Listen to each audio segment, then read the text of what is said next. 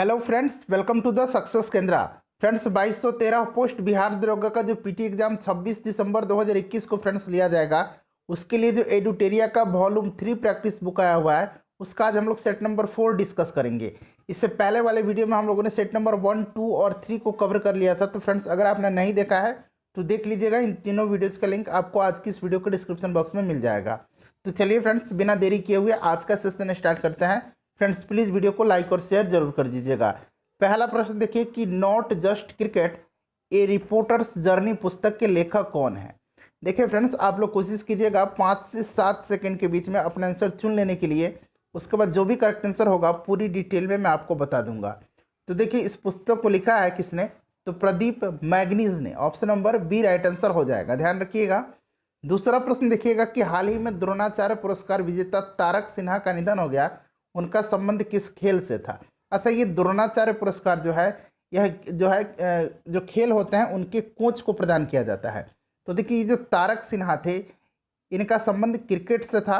ये क्रिकेट के प्रसिद्ध कोच थे। ठीक है, तो राइट आंसर क्रिकेट हो जाएगा, option number D correct answer हो जाएगा। उसके बाद देखिएगा कि राष्ट्रीय जनजातीय नृत्य महोत्सव 2021 का आयोजन कहाँ किया गया। नेशनल ट्राइबल डांस फेस्टिवल 2021 का आयोजन कहाँ किया गया, तो इसका आयोजन जो है फ्रेंड्स छत्तीसगढ़ की राजधानी रायपुर में किया गया। तो right answer option number A हो जाएगा, छत्तीसगढ़। फ्रेंड्स वीडियो के लास्ट में आप सभी लोग अपना अपना स्कोर जरूर कमेंट करके बताया कीजिए। देखिए मेजर ध्यानचंद खेल रत्न पुरस्कार 2021 हेतु कुल कितने खिलाड़ियों का चयन किया गया है। इस पर हमने जो खेल रत्न अवार्ड है अलग से वीडियो कवर किया गया है। निश्चित रूप से यहाँ से एक से प्रश्न जो है, 1 से 2 प्रश्न आपके एग्जाम में पूछे जाएंगे, इसीलिए उस वीडियो को आप जरूर देख लीजिएगा। राइट आंसर इसका ऑप्शन नंबर सी हो जाएगा। 12 खिलाड़ियों को जो है इस वर्ष मेजर ध्यानचंद खेल रत्न पुरस्कार 2021 से जो है सम्मानित किया गया है, उनको दिया गया है। अगर वहीं अर्जुन अवार्ड पूछा जाता तो ये 35 खिलाड़ियों को दिया गया, इसको भी ध्यान रखिएगा। नेक्स्ट क्वेश्चन देख लीजिएगा कि ग्लासगो में आयोजित जलवायु शिखर सम्मेलन 2021 में प्रधानमंत्री नरेंद्र मोदी ने ग्लोबल वार्मिंग से लड़ने हेतु किस 5 सूत्री योजना पर बल दिया है। तो देखिए COP26 का जो आयोजन है अभी ये ग्लासगो में हुआ है। ठीक है, ध्यान रखेंगे फ्रेंड्स, इंपॉर्टेंट क्वेश्चन है। और इसका नाम जो है ये 5 सूत्री योजना, ये है पंचामृत। ऑप्शन नंबर सी इसका राइट आंसर हो जाएगा। उसके बाद देखिएगा कोंकण युद्धाभ्यास किन 2 देशों के मध्य की संयुक्त सेनाभ्यास है। देखिए कोंकण युद्धाभ्यास, और एक और इसी से मिलता जुलता नाम है कोंकण शक्ति। ठीक है, कोंकण शक्ति 2021। ठीक है, ध्यान रखेंगे। अभी हाल ही में इसका आयोजन किया गया है कोंकण शक्ति 2021 का, अक्टूबर 2021 में। और भारत और यूनाइटेड किंगडम के बीच का यह पहला त्रिसेना यानी कि तीनों सेनाओं के बीच का अभ्यास है। और इसका आयोजन जो है अरब सागर में किया गया। और ये कोंकण युद्ध अभ्यास जो है यह नौसैन्य अभ्यास है, भारत और इंग्लैंड के बीच का, भारत और ब्रिटेन के बीच का। ठीक है, इसका आयोजन जो है कहाँ किया गया, तो इसका आयोजन ब्रिटेन में किया गया है। इसको भी आप ध्यान रखेंगे, इंग्लिश चैनल में। ठीक है, और ये कोंकण शक्ति आपको याद रखना है। चलिए अगला क्वेश्चन देख लीजिएगा। नेक्स्ट क्वेश्चन हमारा कि भारत सरकार द्वारा बंदरगाहों में कार्बन उत्सर्जन को 30% तक कम करने का लक्ष्य कब तक रखा गया है। तो फ्रेंड्स ये कब तक रखा गया है, ये रखा गया है 2030 तक। Option number D right answer हो जाएगा। वहीं अगर पूछा जाए कि शून्य कार्बन उत्सर्जन का लक्ष्य कब तक रखा गया है, तो शून्य कार्बन उत्सर्जन का जो लक्ष्य है ये 2070 तक रखा गया है भारत सरकार के द्वारा। उसके बाद देखिएगा कि स्पिन योजना की शुरुआत किस मंत्रालय के द्वारा की गई है। तो देखिए इसका फुल फॉर्म होता है स्पिन का, जान लीजिएगा, strengthening the potential of India. ठीक है, और इस योजना का उद्देश्य जो है, इसका उद्देश्य कुम्हारों और बुनकरों को आत्मनिर्भर बनाना है। राइट आंसर इसका हो जाएगा सूक्ष्म लघु एवं जो उद्योग हैं। ऑप्शन नंबर सी इसका राइट आंसर हो जाएगा। उसके बाद नेक्स्ट क्वेश्चन देख लीजिएगा। अगला प्रश्न है कि आर्थिक सर्वेक्षण 2020-21 के अनुसार संपूर्ण भारत की गरीबी दर क्या है। बताइए राइट आंसर इसका क्या हो जाएगा। तो देखिए फ्रेंड्स राइट आंसर जो हो जाएगा इसका, ये आपका हो जाएगा कितना, तो ये हो जाएगा आपका 21.9%। Option number B right answer इसका हो जाएगा। उसके बाद नेक्स्ट क्वेश्चन देखिएगा कि अंडर 23 विश्व कुश्ती चैंपियनशिप 2021 का आयोजन कहाँ किया गया। तो फ्रेंड्स इसका आयोजन जो किया गया है ये कहाँ पर किया गया है, ये सर्बिया की राजधानी बेलग्रेड में किया गया। ठीक है, और देखिए भारत ने इस प्रतियोगिता में 1 रजत पदक और 4 जो है कांस्य पदक, यानी कि टोटल भारत ने 5 मेडल जीते हैं इस प्रतियोगिता में, ध्यान रखिएगा। ठीक है, चलिए उसके बाद नेक्स्ट क्वेश्चन देखिएगा कि ऑक्सफोर्ड डिक्शनरी द्वारा किस शब्द को वर्ड ऑफ द ईयर 2021 घोषित किया गया है। तो ये किया गया वैक्स को, ठीक है, किसको किया गया, वैक्स को किया गया। तो देखिए वैक्स आपको ऑप्शन नंबर डी में दिख रहा है। उसके बाद देखिएगा कि विभाजन विभीषिका स्मृति दिवस कब मनाया जाता है। तो देखिए देश के विभाजन के कारण विस्थापित लोगों एवं अपनी जान गंवाने वाले जो लोग थे उनको श्रद्धांजलि स्वरूप केंद्र सरकार के द्वारा जो है इसी साल 14 अगस्त को यह दिवस मनाने की घोषणा की गई है। तो right answer option number B हो जाएगा। उसके बाद देखिएगा कि WHO ने मई 2021 में भारत में खोजे गए कोरोना वायरस के नए संस्करण का नाम क्या दिया है। तो फ्रेंड्स इसका नाम दिया है आपको डेल्टा, ठीक है। ये जो नया वेरिएंट पाया गया था भारत में इसका नाम डेल्टा रखा गया है। और अभी फिलहाल एक ओमिक्रॉन वेरिएंट पाया गया जो कि बहुत ही खतरनाक माना जा रहा है, ओमिक्रॉन, ठीक है। ओमिक्रॉन ये दक्षिण अफ्रीका में पाया गया है, ध्यान रखेंगे इसको, ठीक है। चलिए उसके बाद देखिएगा कि चिकित्सा के क्षेत्र में वर्ष 2021 का नोबेल पुरस्कार किसे दिया गया है। तो फ्रेंड्स ये किसको दिया गया है, तो ये दिया गया है अर्डेन परपोटियन, जो कि कहाँ के हैं, अमेरिका के हैं, और डेविड जूलियस। तो देखिए डेविड जूलियस और अर्डेन परपोटियन ये दोनों अमेरिका के हैं। तो ऑप्शन नंबर डी इसका राइट आंसर हो जाएगा। भारत का सबसे बड़ा सोलर पार्क कहाँ स्थापित किए जाने की घोषणा की गई है। तो देखिए भारत का सबसे जो बड़ा सोलर पार्क है यह स्थापित किया जाएगा गुजरात के कच्छ में, ठीक है। तो ये देखिए गुजरात दिया गया है, ऑप्शन नंबर सी इसका राइट आंसर हो जाएगा। नेक्स्ट देखिएगा कि छोटे उपग्रह के संयुक्त विकास के लिए भारत ने किस देश के साथ समझौता किया है। तो फ्रेंड्स भारत ने किया है किस देश के साथ, भूटान के साथ, option number B right answer इसका हो जाएगा। उसके बाद देखिए UAE की पहली महिला अंतरिक्ष यात्री के रूप में किसे चुना गया है। तो फ्रेंड्स ये चुना गया है नौरा अल मातरूसी को। तो ऑप्शन नंबर देखिए सी राइट आंसर हो जाएगा। उसके बाद नेक्स्ट क्वेश्चन देख लीजिएगा कि अक्टूबर 2021 में बिहार विधानसभा के लिए कितने सीटों पर उपचुनाव कराए गए। तो फ्रेंड्स ये कितने सीटों पर, 2 सीटों पर उपचुनाव कराए गए थे, और ये दोनों सीटें किस पार्टी ने जीती है, तो JDU ने जीती है, ठीक है, ध्यान रखेंगे। तो राइट आंसर इसका ऑप्शन नंबर ए हो जाएगा, ये इंपॉर्टेंट है। उसके बाद देखिए ADB ने यानी कि एशियन डेवलपमेंट बैंक ने वित्त वर्ष 2022 के लिए भारत का विकास दर कितने प्रतिशत रहने का अनुमान लगाया है। तो पहले ये लगाया था 11%, लेकिन अब घटा करके इसको कर दिया गया है 10%। ध्यान रखेंगे ADB का मुख्यालय कहाँ है, तो ये मनीला में है, ठीक है। चलिए नेक्स्ट क्वेश्चन देखिएगा कि प्रगति मोबाइल ऐप किसके द्वारा जारी किया गया है। प्रगति मोबाइल ऐप तो ये जारी किया गया है LIC के द्वारा। LIC का फुल फॉर्म भी आपको जानना चाहिए, life insurance corporation of India, ठीक है। चलिए नेक्स्ट क्वेश्चन देख लीजिएगा। अगला प्रश्न है क्वेश्चन नंबर 21 कि बजट 2021-22 के अनुसार राजस्व घाटा GDP का कितना प्रतिशत है। तो देखिए फ्रेंड्स राजस्व घाटा GDP का 5.1%, राइट आंसर ऑप्शन नंबर इसका सी हो जाएगा। वहीं अगर राजकोषीय घाटा पूछा जाता है GDP का तो ये हो जाता है 6.8%, ठीक है, इसको भी ध्यान रखिएगा। नेक्स्ट क्वेश्चन देखिए NTPC द्वारा भारत का पहला ग्रीन हाइड्रोजन फ्यूलिंग स्टेशन कहाँ पर स्थापित किया जाएगा। तो देखिए फ्रेंड्स ये कहाँ पर किया जाएगा, ये किया जाएगा आपका लेह में, ऑप्शन नंबर ए राइट आंसर इसका हो जाएगा। उसके बाद देखिए बाघ गणना 2018 का जो रिपोर्ट है इसका अनुसार बिहार में बाघों की संख्या कितनी, 2018 पूछा गया है, तो 31 इसका राइट आंसर हो जाएगा। अगर हम वर्तमान में बात करें तो बिहार में 40 हो गई है बाघों की संख्या। नेक्स्ट क्वेश्चन देख लीजिएगा कि भारत के किस राज्य में बच्चों के लिए पहला समाचार पत्र शुरू किया गया है। तो सबसे पहले इस समाचार पत्र का नाम जान लीजिएगा, यंग माइंड्स, ठीक है, young minds, the young minds, ठीक है फ्रेंड्स ध्यान रखिएगा। और ये शुरू किया गया है असम में, तो ऑप्शन नंबर बी इसका राइट आंसर हो जाएगा। नेक्स्ट क्वेश्चन देखिएगा कि मणिपुर के नए राज्यपाल कौन बने। तो मणिपुर के नए राज्यपाल कौन बने हैं, तो फ्रेंड्स ये बने हैं कौन बताइए। तो राइट आंसर इसका हो जाएगा option number D, Shri LA Ganesan, ठीक है फ्रेंड्स। वहीं अगर हम बात करते हैं इसमें से डॉक्टर के हरि बाबू, तो फ्रेंड्स ये कहाँ के बने हैं, तो ये जो बने हैं ये कहाँ के बने हैं, तो ध्यान रखेंगे पूरा नाम इनका है कम्बमपति हरि बाबू, ये बने हैं मिजोरम के। वहीं सत्यपाल मलिक जो हैं ये कहाँ के हैं, मेघालय के हैं। गंगा प्रसाद सिक्किम के हैं। मणिपुर की अगर हम बात करते हैं तो यहाँ के मुख्यमंत्री N बीरेन सिंह हैं, मुख्यमंत्री का नाम भी याद रखेंगे।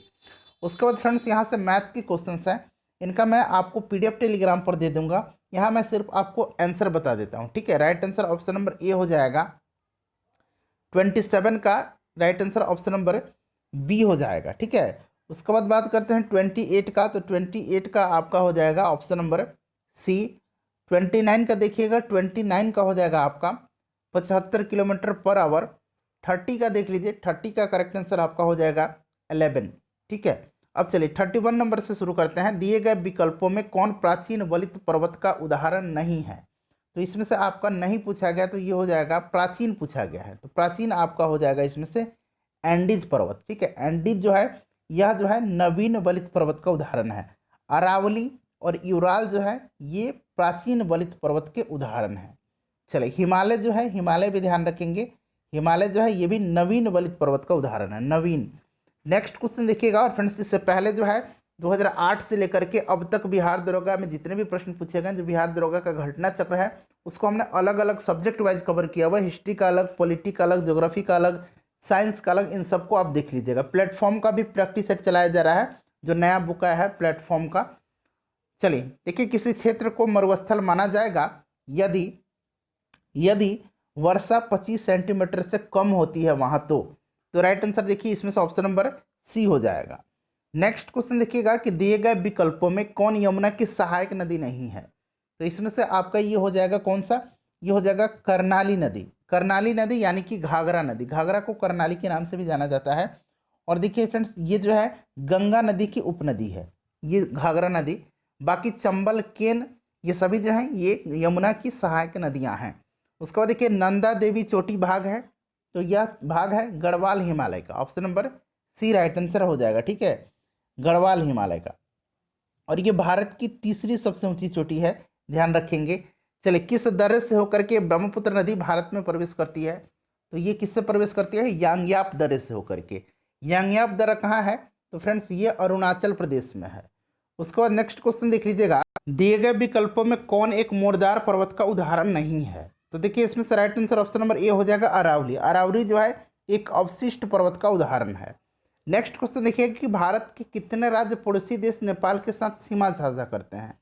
तो ये राज्य कौन कौन से उंगली पर काउंट कीजिएगा। उत्तराखंड, उत्तर प्रदेश, बिहार, पश्चिम बंगाल और सिक्किम। तो ये 5 राज्य हैं, option number C right answer हो जाएगा। देखिए 19 ईस्ट रिज कहाँ पर स्थित है? 90 ईस्ट रिज जो है यह कहाँ पर स्थित है? तो फ्रेंड्स यह हिंद महासागर में स्थित है। ठीक है, हिंद महासागर राइट आंसर इसका हो जाएगा। इसकी खोज 1962 ईस्वी में किया गया था। इसकी लंबाई और चौड़ाई जो है क्रमशः कितनी है? तो लंबाई जो है 5000 किलोमीटर है और चौड़ाई 200 किलोमीटर है। भीमराव अंबेडकर पक्षी विहार, ये बिहार बना लीजिएगा, कहाँ स्थित है? तो फ्रेंड्स यह कहाँ है? तो यह उत्तर प्रदेश के प्रतापगढ़ जिले में है। तो देखिए प्रतापगढ़ हो जाएगा उत्तर प्रदेश, आप ध्यान रखेंगे। खनिज पदार्थ अवरक के उत्पादन में भारत का कौन सा राज्य अग्रणी है?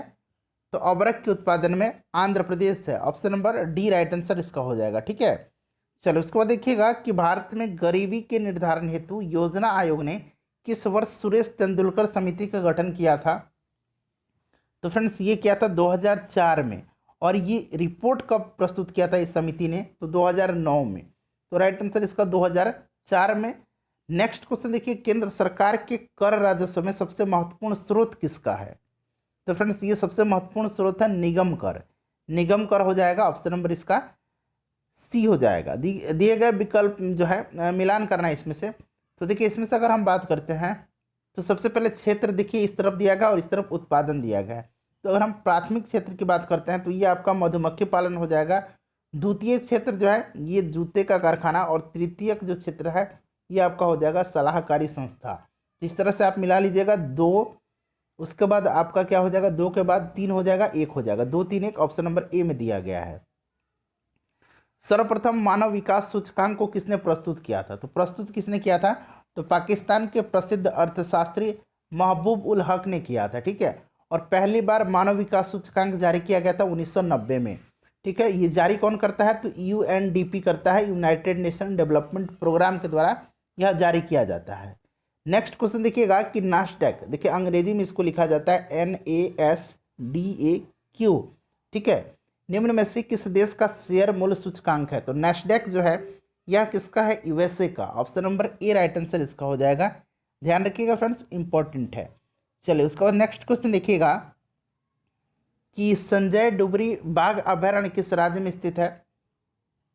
तो यह स्थित कहाँ पर है? मध्य प्रदेश में। उसके बाद देखिए पश्चिम बंगाल का रानीगंज किस लिए प्रसिद्ध है? तो कोयले के लिए फेमस है यह, तो कोयला क्षेत्र के लिए। उसके बाद देखिएगा कि जुगाली करने वाले पशुओं की से कौन सी गैस निस्सरण होता है, कौन सा गैस निकलता है? तो ये मीथेन गैस है, मीथेन गैस CH4, ठीक है, ध्यान रखेंगे। उसके बाद देखिए कार्बन टैक्स लगाने वाला विश्व का पहला देश कौन सा है? तो ये पहला देश 1990 में बना था, फिनलैंड। उसके बाद 1991 में स्वीडन और ब्रिटेन ने इसको अपनाया था, 1991 में। नेक्स्ट क्वेश्चन देखिएगा कि अंटार्कटिका के ऊपर ओजोन क्षेत्र का पता पहली बार कब लगाया गया था? तो पहली बार ये सर्वप्रथम जो है 1985 में लगाया गया था, ठीक है। राइट आंसर 1985 हो जाएगा। 1985 में ब्रिटिश दल ने टोटल ओजोन मैपिंग स्पेक्ट्रोमीटर की मदद से अंटार्कटिका के ऊपर ओजोन क्षेत्र का पता लगाया था। देखिएगा संविधान सभा के प्रारूप समिति के अध्यक्ष कौन थे? तो प्रारूप समिति के अध्यक्ष जी डॉक्टर भीमराव अंबेडकर जी, और संचालन समिति के अध्यक्ष थे डॉक्टर राजेंद्र प्रसाद, ठीक है। चलिए उसके बाद नेक्स्ट क्वेश्चन देखिएगा, भारतीय संविधान में न्यायिक पुनरावलोकन की व्यवस्था जो है यह किस देश के संविधान से लिया गया है? बहुत ही आसान क्वेश्चन है, यह अमेरिका से लिया गया है, ठीक है। उसका देखिएगा कि वित्त विधेयकों के बारे में विशेष उपबंध, प्रश्न को जरा ध्यान से पढ़िएगा, यहाँ विशेष उपबंध पूछा गया है, संविधान के किस अनुच्छेद में वर्णित है? तो देखिए ये है अनुच्छेद 117 में, ऑप्शन नंबर बी इसका राइट आंसर हो जाएगा, ठीक है। और अनुच्छेद 280 में जो है ये क्या है, वित्त आयोग की व्याख्या की गई है इसमें। नेक्स्ट क्वेश्चन देखिए 368 क्या है, जरा आप मुझे कमेंट करके बताइए। देखिए नेक्स्ट क्वेश्चन, निम्नलिखित में से कौन समवर्ती सूची का विषय नहीं है? बताइए, समवर्ती सूची का विषय जो नहीं है इसमें से है आपका कारागार, ठीक है, जेल जो है इसकी जो व्यवस्था करता है यह कौन करता है? राज्य सरकार करता है। कारागार राज्य सूची का विषय है, ठीक है, ध्यान रखेंगे। बाकी देखिए आर्थिक नियोजन, परिवार नियोजन, आर्थिक नियोजन, परिवार नियोजन और विवाह विच्छेद, ये सभी जो है ये किस में आते हैं? तो ध्यान दीजिएगा, ये सभी जो आ जाते हैं ये आपके आते हैं किस में? समवर्ती सूची में, ठीक है। उसके बाद जनसंख्या नियंत्रण मैंने बता ही दिया आपको, शिक्षा भी समवर्ती में आता है, ठीक है। चलिए नेक्स्ट क्वेश्चन देख लीजिएगा कि संघ और राज्यों के अधीन सेवाएं संविधान के किस भाग में उल्लिखित किया गया है? तो संघ एवं राज्यों के अधीन सेवाएं संविधान के भाग 14 में है, ठीक है। Option number C right answer हो जाएगा। उसके बाद नेक्स्ट क्वेश्चन देख लीजिएगा, अगला क्वेश्चन है फ्रेंड्स हमारा, मिलान करना है फिर से, बंदी प्रत्यक्षीकरण। तो फ्रेंड्स ये आपका हो जाएगा हमें शरीर चाहिए, ठीक है, यहाँ से आ जाएगा। उसके बाद देखिएगा कि परमादेश, ये रीट हैं सभी, आपको पता है कि रीट जारी करने का अधिकार, 5 तरह का रीट का जारी करने का अधिकार है उच्चतम न्यायालय को आर्टिकल 32 के तहत। हम आदेश देते हैं, ठीक है, इसका अर्थ है हम आदेश देते हैं। प्रतिषेध अधीनस्थ न्यायालय के लेख, ठीक है। उसके बाद अधिकार परीक्षा किस अधिकार से, तो इसको आप लोग मिला लीजिएगा, 4 3 उसके बाद 2 1 हो जाएगा, ठीक है। तो देखिए 4 3 2 1 ऑप्शन नंबर डी में दिया गया है। उसके बाद देखिए निम्नलिखित में से राष्ट्रपति के उम्मीदवार के लिए आवश्यक नहीं है। तो फ्रेंड्स आपने पढ़ा होगा आर्टिकल 58 जो है ये राष्ट्रपति की निर्वाचित होने के लिए अर्हताओं का उल्लेख इसमें किया गया है। इसका अनुसार जो है राष्ट्रपति की आयु कितने वर्ष होनी चाहिए? 35 वर्ष की आयु वह पूरा कर चुका हो, उसके बाद वह भारत का नागरिक हो, लोकसभा के सदस्य निर्वाचित होने के लिए योग्य हो, ठीक है, और इसमें से पढ़ा लिखा नहीं होना चाहिए। तो ऑप्शन नंबर ए राइट आंसर हो जाएगा। और ये संसद चुने जाने यानी कि लोकसभा में। नेक्स्ट क्वेश्चन देखिएगा कि संसदीय शासन में वास्तविक कार्यपालिका शक्ति निम्न में से किसके पास होती है? तो वास्तविक कार्यपालिका शक्ति जो होती है ये प्रधानमंत्री के पास होती है, ठीक है। वास्तविक न लगा करके पूछा जाता तो हो जाता राष्ट्रपति, लेकिन वास्तविक जब शब्द लगाया गया है तो ये प्रधानमंत्री के पास होता है, ध्यान रखेंगे, ठीक है। चलो उसके बाद देखिएगा कि लोकसभा चुनाव में निर्वाचित होने के लिए किसी व्यक्ति के लिए न्यूनतम आयु सीमा कितनी होनी चाहिए? तो न्यूनतम 25 वर्ष होना चाहिए। राज्यसभा पूछेगा तो 30 वर्ष। निम्न में से कौन एक संघीय बजट की तैयारी और उसे संसद में पेश करने के लिए उत्तरदायी है? तो फ्रेंड्स यह है डिपार्टमेंट ऑफ इकोनॉमिक अफेयर्स यानी कि आर्थिक कार्य विभाग। ऑप्शन नंबर ए राइट आंसर इसका हो जाएगा। उसके बाद देखिएगा कि उच्चतम न्यायालय में संविधान के निर्वाचन से संबंधित मामलों की सुनवाई करने के लिए न्यायाधीशों की संख्या कम से कम कितनी होनी चाहिए? तो देखिए इसे जो है संविधान पीठ के रूप में अभी जो है इसको बताया गया है, और कम से कम 5 जो है उसमें न्यायाधीश होने चाहिए, ठीक है, तो 5 हो जाएगा। संघ लोक सेवा आयोग के प्रथम महिला अध्यक्ष कौन थी? तो ये थी रोज मिलियन वैथ्यू, रोज मिलियन वैथ्यू। ठीक है फ्रेंड्स, ध्यान रखेंगे। अभी वर्तमान में अगर बात करते हैं तो यूपीएससी के यानी कि संघ लोक सेवा के आयोग के अध्यक्ष कौन है? प्रदीप कुमार जोशी हैं। इनका भी नाम ध्यान रखिएगा। औरंगजेब के संबंध में कौन सा कथन असत्य है? तो देखिए इसमें से असत्य जो दिया गया है ये ऑप्शन नंबर बी हो जाएगा। इसने गुरु अर्जुन देव को फांसी दिलवाया था। गुरु अर्जुन देव को फांसी जो है जहांगीर ने दिलवाया था। ठीक है, राजकुमार खुसरो की सहायता करने के कारण। तो ये गलत दिया गया। गुरु अर्जुन देव सिखों के 5वें गुरु थे। ठीक है, और गुरु अर्जुन देव सिखों के 5वें गुरु हैं। और औरंगजेब ने किसको मरवाया था? तो औरंगजेब ने गुरु तेग बहादुर को इस्लाम धर्म नहीं स्वीकारने के कारण उनको मरवा दिया था। ठीक है, चलिए उसके बाद नेक्स्ट क्वेश्चन देखिएगा कि कौन सुमेलित है इसमें से। तो देखिए सूरत की संधि 1775 सुमेलित है। ये रघुनाथ राव, जिसको कि राघवा कहा जाता है, और अंग्रेजों के मध्य हुआ था। ठीक है, उसके बाद पुरंदर की संधि 1776, ये भी सही है। देखिए पुरंदर की एक और संधि हुई थी 1665 में। ठीक है, और ये पुरंदर की दूसरी संधि भी है 1776। तो दोनों को याद रखिएगा। 1665 वाला जो पुरंदर का संधि था ये किसके मध्य हुआ था? तो 1665 वाला हुआ था शिवाजी और जयसिंह के बीच में। और 1776 वाला जो पुरंदर की संधि था यह मराठा और ईस्ट इंडिया कंपनी के मध्य हुआ था। देवगांव की संधि, जिसको कि देवगढ़ की संधि के नाम से भी जाना जाता है, ये रघुजी भोसले और अंग्रेजों के मध्य हुआ था। तो सभी सुमेलित हैं। ठीक है, चलिए उसके बाद नेक्स्ट क्वेश्चन देखिएगा कि अकबर द्वारा इलाही संवत की शुरुआत कब की गई थी? तो इलाही संवत की शुरुआत जो है ये 1583 में किया गया था। 1583, option number B right answer हो जाएगा। ठीक है, दीन ए इलाही की स्थापना 1582 में किया था और इलाही संवत की शुरुआत 1583 में। मजहर की घोषणा 1579 में किया था। चलिए अगला क्वेश्चन देखिएगा। नेक्स्ट क्वेश्चन है कि विजयनगर आने वाले प्रमुख विदेशी यात्री डोमिंग पास किसके शासनकाल में भारत आए थे? डोमिंग पास और बारबोसा, ये दोनों जो आए थे फ्रेंड्स ये कृष्णदेव राय के समय में आए थे। तो कृष्णदेव राय राइट आंसर हो जाएगा, ऑप्शन नंबर डी। नेक्स्ट देखिएगा कि वैदिक सभ्यता में आर्यों की प्रशासनिक इकाई को कितने भागों में बांटा गया था? तो ये 5 भागों में बांटा गया था। कुल, ग्राम, विष, जन और राष्ट्र। ठीक है, कुल यहाँ मैं लिख देता हूँ ग्राम, उसके बाद विष हो जाएगा, उसके बाद आपका विष के बाद हो जाएगा जन और राष्ट्र। ठीक है, तो ये 5 भागों में बांटा गया था। ऑप्शन नंबर बी हो जाएगा राइट आंसर। सिंधु घाटी सभ्यता का सबसे बड़ा स्थल, यहाँ पर ध्यान दीजिएगा, सबसे बड़ा स्थल तो हो जाएगा आपका कौन से इसमें से? मोहनजोदाड़ो। और भारत में अगर पूछे सबसे बड़ा स्थल, तो भारत में जब शब्द लगा दे तो ये राखीगढ़ी हो जाएगा। अगला क्वेश्चन देखिएगा कि ऋग्वैदिक कालीन नदियों में सदानीरा किस नदी का प्राचीन नाम है? तो सदानीरा के नाम से जानी जाती है इसमें से गंडक नदी। ऑप्शन नंबर इसका डी राइट आंसर हो जाएगा। ठीक है, झेलम को वितस्ता के नाम से जाना जाता था। ठीक है, उसके बाद अगर हम बात करते हैं सतलज को जाना जाता था सतुद्री।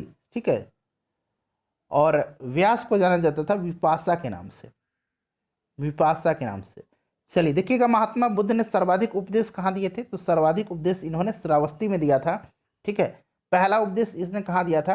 पहला उपदेश इन्होंने कहाँ दिया था? तो पहला उपदेश जो है इन्होंने कहाँ दिया था? ये दिया था सारनाथ में। ठीक है, चलिए अगला क्वेश्चन देख लीजिएगा। किस स्थान पर साइमन विरोधी जुलूस का नेतृत्व करते हुए लाला लाजपत राय पुलिस द्वारा लाठीचार्ज में घायल हुए थे? तो इन्होंने साइमन कमीशन का विरोध किया था। और देखिए ये कहाँ पर? लाहौर में। ऑप्शन नंबर ए राइट आंसर हो जाएगा। ठीक है, उसके बाद देखिएगा कि Akhil Bharatiya trade union federation की स्थापना कब हुई थी? तो इसकी स्थापना 1920 में किया गया था। ठीक है, लाला लाजपत राय इसके पहले अध्यक्ष थे। 1920 राइट आंसर इसका हो जाएगा। निम्नलिखित में से किसने गांधी इरविन समझौते में महात्मा गांधी के लाभ को सांत्वना पुरस्कार कहा था? देखिए ये कहा था एलन कैंपबेल जॉनसन ने।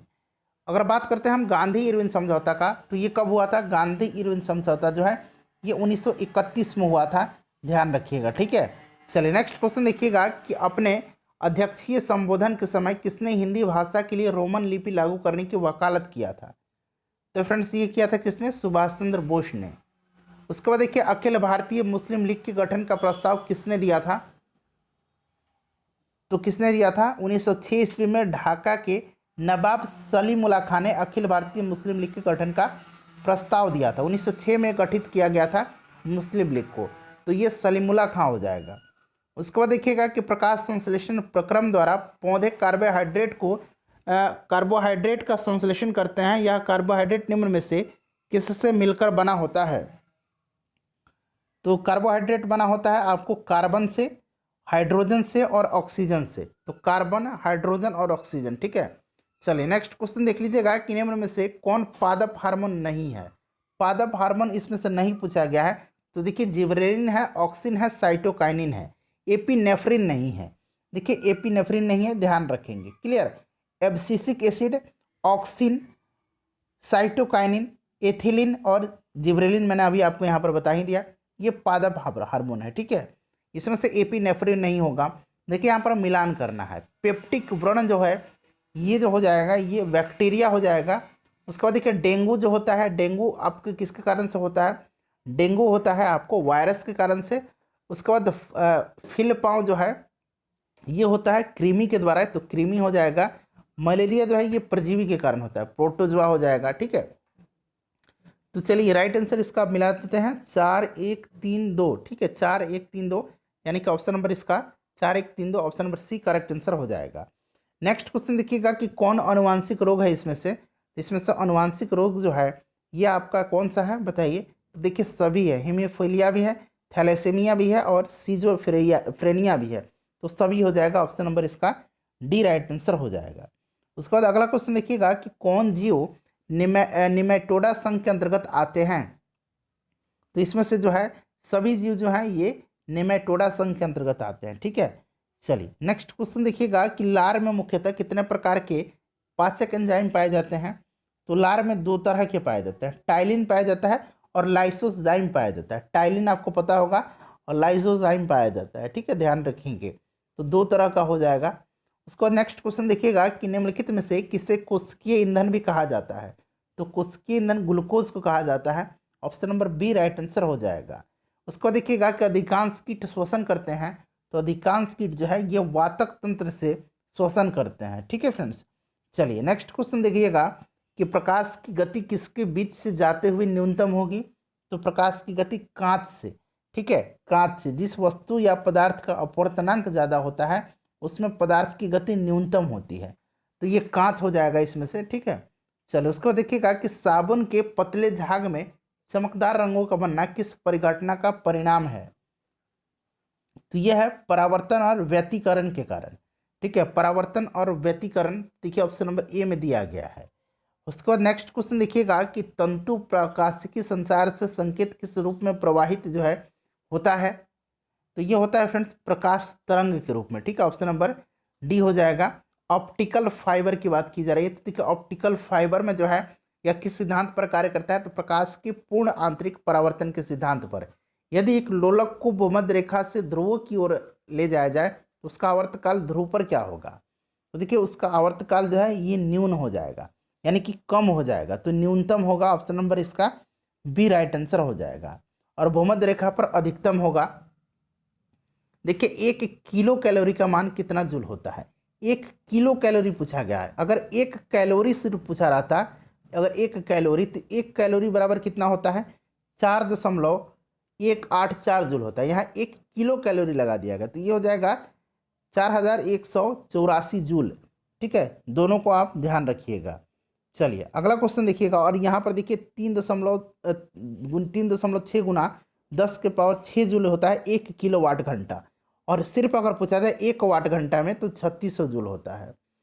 उसके बाद देखिएगा कि साबुन के बुलबुले के अंदर का दाब वायुमंडलीय दाब से अधिक होता है, ऑप्शन नंबर ए राइट आंसर हो जाएगा, ठीक है। इसी कारण बुलबुला स्वतः नहीं फूटता है। उसके बाद नेक्स्ट क्वेश्चन देखिएगा कि निम्न में से किसका प्रयोग टीवी के रिमोट कंट्रोल में किया जाता है? तो ये किया जाता है इंफ्रारेड का, यानी कि औरक्त किरण का, ठीक है, औरक्त किरण हो जाएगा। नेक्स्ट क्वेश्चन देख लीजिएगा कि कौन सा जेल का उदाहरण है? इसमें से जेल का उदाहरण जो है ये कौन सा है? तो जूतों की पॉलिश हो जाएगा, ऑप्शन नंबर ए राइट आंसर हो जाएगा। यह जो है जेल का उदाहरण है। चलिए नेक्स्ट क्वेश्चन देख लीजिएगा। नेक्स्ट क्वेश्चन है जेल का और भी उदाहरण है, दही है, उसके बाद जेली जो होता है और पनीर जो है, ये सभी जेल के उदाहरण है।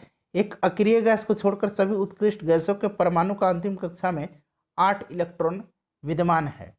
बताइए राइट आंसर इसका क्या हो जाएगा? तो राइट आंसर इसका हीलियम हो जाएगा, ठीक है। हीलियम में कितना होता है बताइए?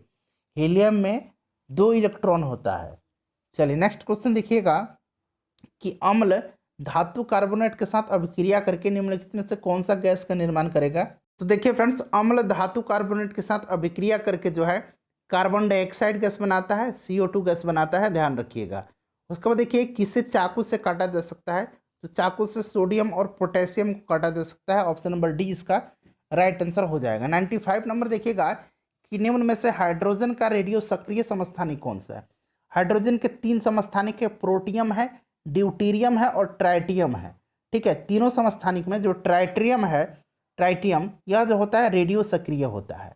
अगला क्वेश्चन देखिएगा कि एसिटिलीन का रासायनिक सूत्र क्या है। तो देखिए फ्रेंड्स, एसिटिलीन का जो रासायनिक सूत्र होता है ये होता है C2H2। ठीक है, तो राइट आंसर इसका क्या हो जाएगा, ऑप्शन नंबर डी हो जाएगा। उसके बाद देखिए ब्लैक गांधी निम्न में से किसका उपनाम है, तो ब्लैक गांधी के नाम से जाना जाता है मार्टिन लूथर किंग को। उसके बाद देखिए रविंद्रनाथ टैगोर को भारत रत्न कब मिला था, ये गलत दिया गया, भारत रत्न नहीं, यहाँ पर आप बना लीजिए नोबेल पुरस्कार कब दिया गया था। ठीक है, और इसका आंसर आप कमेंट करके बताइए। एक प्रश्न मैं आपसे पूछता हूँ, इसका आंसर आपको कमेंट करके बताना होता है। बताइए रविंद्रनाथ टैगोर को नोबेल प्राइज कब दिया गया था। ऑस्कर के लिए नामित प्रथम भारतीय फिल्म कौन सी है, तो ये फिल्म है मदर इंडिया। ठीक है फ्रेंड्स, विश्व शिक्षक दिवस जो है यह कब मनाया जाता है, तो देखिए विश्व शिक्षक दिवस ये 5 अक्टूबर के दिन मनाया जाता है, और केवल शिक्षक दिवस जब पूछेगा तो ये 5 सितंबर हो जाएगा। फ्रेंड्स 100 क्वेश्चन कंप्लीट हो गए। अपना स्कोर कमेंट करके बता दीजिए और प्लीज़ वीडियो को लाइक और शेयर जरूर कर दीजिएगा।